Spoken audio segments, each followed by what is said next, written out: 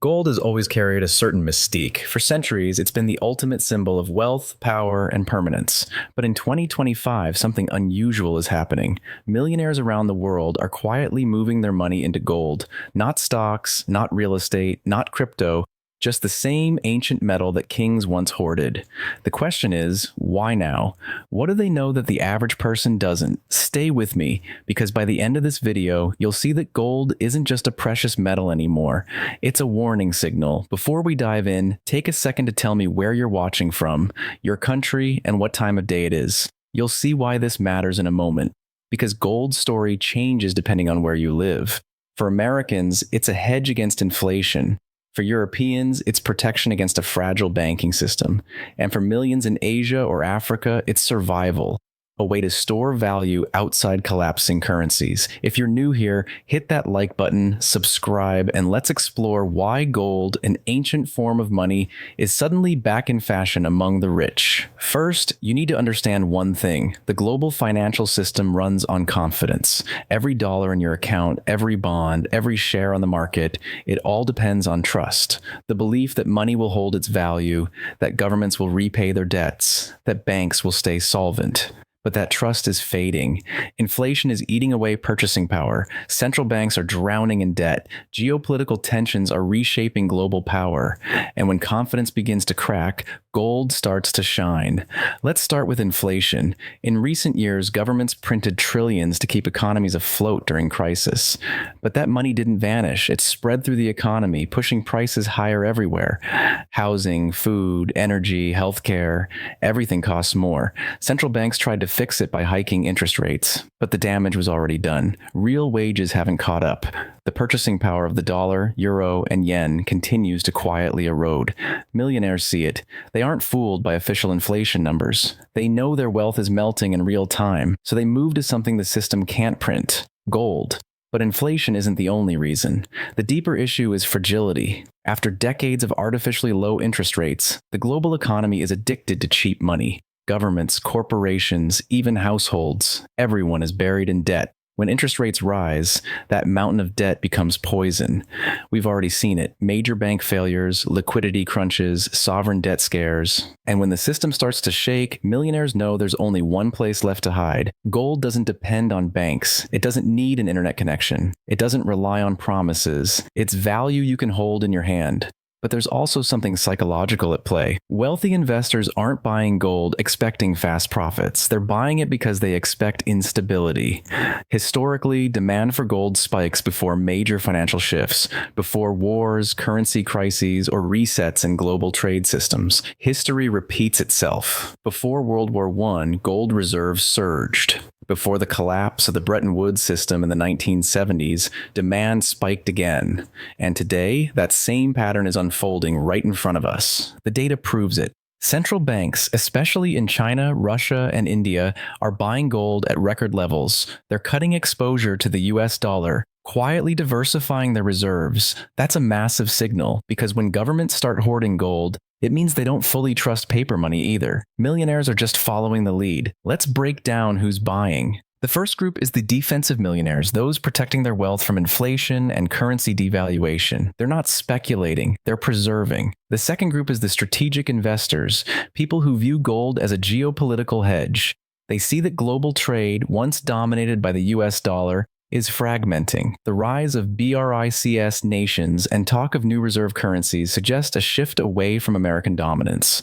Gold will be central to that new reality. The third group is the opportunists, those betting on fear itself. They know that when panic hits the mainstream, gold prices surge. These investors want to be early, before the crowd rushes in. But here's the real secret: this gold rush isn't about gold itself. It's about distrust. Gold is simply the mirror reflecting how fragile modern finance has become. You don't need to be a millionaire to see it. Look at the US national debt, over $34 trillion and still climbing. Look at how every major government runs massive deficits. Look at how living costs rise, while savings accounts earn next to nothing. The truth is, the system needs inflation to survive, but inflation silently steals from savers. It's a transfer of wealth from the public to the powerful. Gold resists that theft. It doesn't pay interest, but it also doesn't lie. It can't be hacked, defaulted on, or inflated away. It's not a promise, it's proof. That's why smart money is moving quietly, not because they're nostalgic for ancient money, but because they're preparing for the future.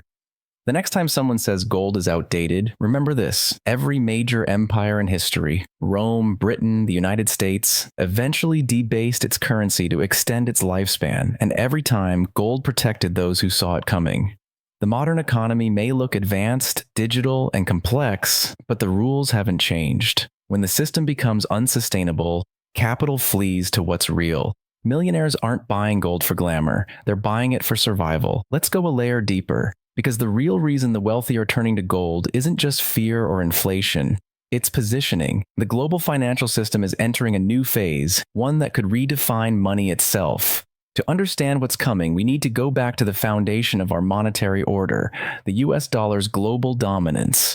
For nearly 80 years, the dollar has ruled as the world's reserve currency. It earned that position after World War II, under the Bretton Woods Agreement, when every major economy pegged its currency to the dollar. And the dollar was backed by gold. But that system collapsed in 1971 when President Nixon closed the gold window. From that moment on, money was no longer tied to something real.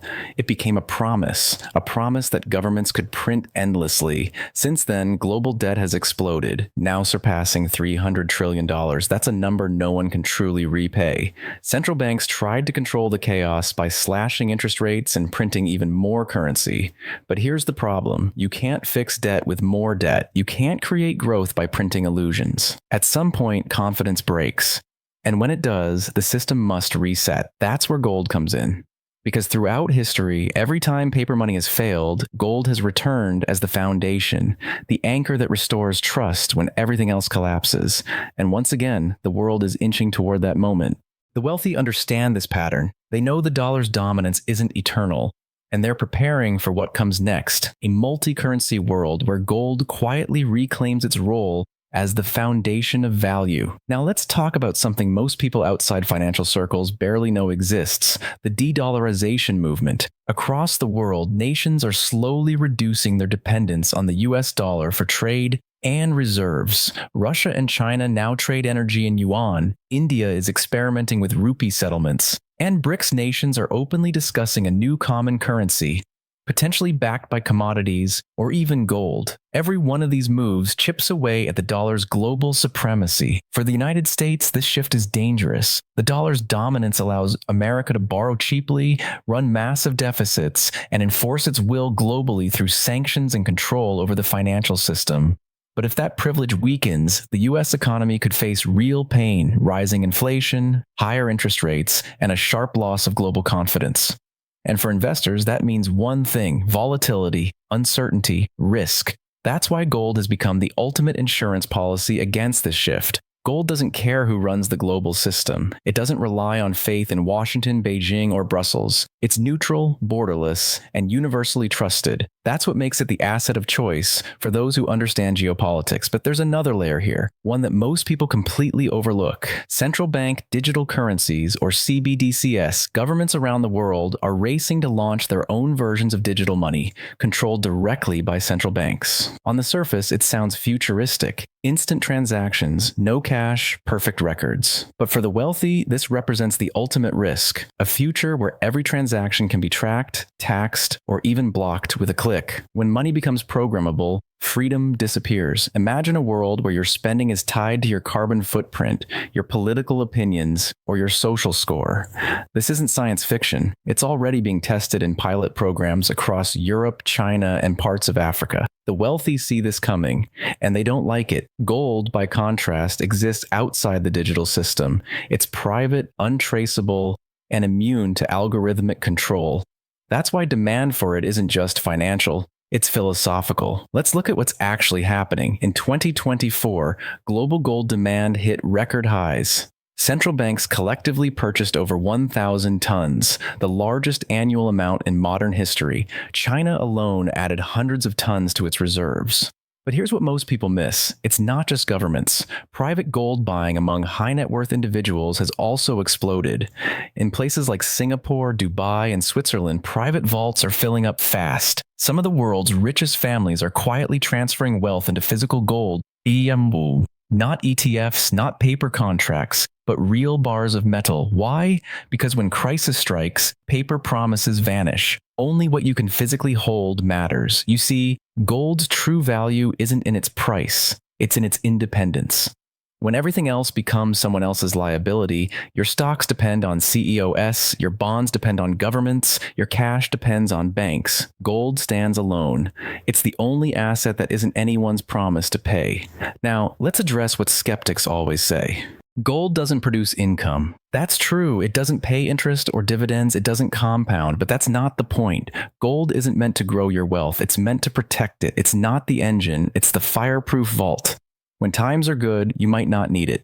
But when times are bad, when currencies collapse, banks freeze accounts, or inflation spirals, it becomes priceless. Let's take a look at history. Imagine you were a wealthy businessman in Germany in the 1920s. You had stocks, bonds, real estate, and cash in the bank. Then hyperinflation hit. Within months, your paper wealth was worthless, but those who held gold preserved their fortunes. Or take Argentina, where inflation has destroyed savings again and again. Families that kept gold coins have survived generations of economic collapse. Now bring that forward to today. Inflation is rising, debt is exploding, geopolitical tensions are heating up, and global trust in institutions is eroding. You don't need to be a historian to see the pattern.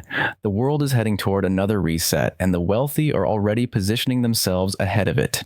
But here's the paradox. While the rich quietly accumulate gold, the average person is told it's obsolete. Mainstream media calls it a relic.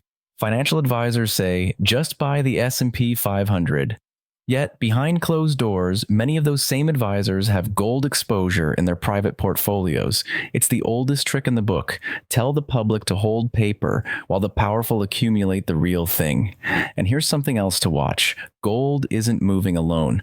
Look at silver, platinum, even copper. Commodity prices are rising, not purely because of demand, but because of distrust. As people lose faith in fiat currencies, they turn to tangible assets, things that exist outside the banking system. So when millionaires buy gold, they're not just buying metal, they're buying freedom. Freedom from digital control, political risk, and economic collapse. They're saying, I want something that will still hold value even if the internet goes down, even if the markets crash, even if currencies fail. And here's where it gets really interesting. This shift won't stay quiet for long. Because when fear hits, it always goes mainstream. It only takes one headline, one sudden shock in the markets, for everyone to rush toward safety. And by then, the price will already have moved. The rich are getting in early because they understand how the psychology of money works. They know that when confidence breaks, everything gets repriced. And gold, as it always has, will rise from the ashes of paper money. Now let's zoom out, because what's happening right now isn't just about economics. It's about power, it's about control, and it's about quiet preparation for a new monetary order. The millionaires and billionaires buying gold today aren't reacting to short-term trends. They're reading the long-term script. A script that's played out countless times before. Empires rise, they expand, they overreach, and eventually they collapse under the weight of their own financial arrogance. Every empire follows the same sequence. It begins with hard money, something real and scarce. Then, over time, the hunger for growth, war, and control forces leaders to debase it. Rome began with pure silver denarii, coins that represented real value. But as the empire expanded, greed replaced discipline. They diluted the silver with copper until their money became worthless. The British Empire repeated the same mistake with paper pounds. And now history rhymes once again. The American Empire is walking the same path, replacing gold with promises and discipline with debt. Here's the truth few want to admit. The US dollar's dominance isn't eternal. It's already cracking. When countries begin trading oil, technology, and raw materials outside the dollar system, that's not background noise. That's a signal. The same kind of signal the world flashed before every major monetary shift in history. The Dutch guilder once ruled global trade before the British pound replaced it. Then the pound fell to the dollar. And now the dollar stands at the same edge. But this time, the world is far more connected, and the alternatives far more diversified. China, Russia, and the BRICS nations are building parallel financial networks. Blockchain technology has introduced decentralized currencies that governments can't fully control. And quietly, gold is re-emerging as the neutral bridge between all these systems. The global elite understand this. That's why central banks are hoarding gold at a pace never seen before. It's not speculation, it's strategy. When the next crisis arrives, the nations holding the most gold will hold the most leverage in shaping what comes next. Because when you can't trust paper or promises, you trust weight, ounces, bars, vaults. Now, let's look at the psychology behind the wealthy. For most people, inflation is an inconvenience. Prices go up, savings buy less. But for the ultra-wealthy, inflation is existential. Their wealth structures depend on preserving value over decades, not just years. They can't afford to rely on a financial system engineered to slowly erode purchasing power. So they diversify, not only across asset classes, but across jurisdictions. Real estate in Switzerland, art in London, companies in Singapore, and deep in private vaults in Dubai or Zurich. Gold serves as the anchor. It's the one form of wealth that no government can print, freeze, or easily confiscate. And that last word, confiscate, carries a heavy lesson.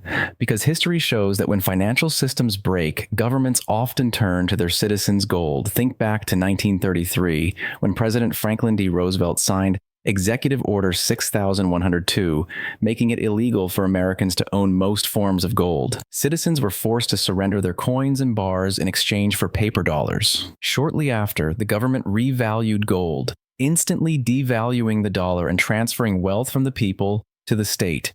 The lesson is timeless. When the system is under pressure, gold becomes not just valuable, but dangerous, because it exposes the weakness of paper promises. That's why the modern rich don't keep their gold in plain sight.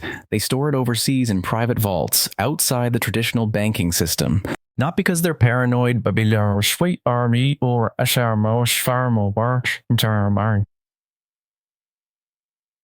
but because they know the precedent. They've seen what happens when trust and money collapses, and they refuse to be caught unprepared. But there's a deeper meaning behind this movement, something even more profound. This rush toward gold is also a rejection of illusion. In a world where billion-dollar companies can evaporate overnight, where digital accounts can be frozen or hacked, gold stands as something timeless and unhackable. It's physical proof of value in an increasingly virtual world, and that's what terrifies governments and central banks the most. Because gold is one of the very few assets that exist completely outside their control. It can't be inflated away, it can't be programmed or tracked, and it can't be replaced by a line of code from a central bank. The more people realize this, the weaker the grip of fiat currency becomes. Now, imagine the next global crisis, one even deeper than 2008. Stock markets crash, banks tighten withdrawals, currencies begin to shake, panic spreads as people scramble for stability. But this time, governments are already drowning in record debt. There's no room left for massive bailouts or aggressive rate cuts. That leaves only one tool: money printing, on a scale the world has never seen before. And that's the spark that ignites the next wave of inflation, or even hyperinflation. Gold will surge, of course, but by then, it won't just be about profits, it will be about preservation, maintaining purchasing power when everything else burns. And here's the cruel irony: most people won't have access to it. The wealthy will, the central banks will, but the average person, the one told for years that gold was a barbaric relic, will be left holding devalued paper. That's why this surge of millionaire gold buyers isn't a fad, it's a warning. It's the canary in the coal mine, the same pattern that's repeated before every major monetary transition in history. The public always wakes up too late, so what happens next? Most likely we'll see a slow motion shift before the shock. Inflation will cool temporarily, markets will rally, governments will declare victory, but underneath the foundation will keep crumbling. Debt rising, wages stagnating, and trust slipping away. Then something breaks. Maybe it's a major bank failure, maybe a geopolitical shock, maybe a sudden loss of faith in US treasuries. And when that moment comes, the rush begins, and there won't be enough gold to go around. Physical supply is finite, demand will explode overnight, prices will soar, but the price won't be the story. Ownership will. Because in every economic reset, wealth doesn't disappear. It simply transfers from those who react to those who prepared, from those who believe in the system to those who saw through it. That's what this movement is really about. The millionaires buying gold today aren't fleeing risk. They're running toward freedom. They're buying control, certainty, and time in a world rapidly losing all three. Because in the end, gold isn't just metal. It's memory. It remembers every empire that fell, every currency that failed, and every lesson humanity keeps ignoring. It's not the asset of fear. It's the asset of foresight. So when you see another headline saying gold hits a new record high, remember, that's not gold rising. That's the dollar falling. That's the system quietly shifting beneath your feet. And those who recognize that shift, who act before the crowd, won't just survive the next chapter. They'll define it.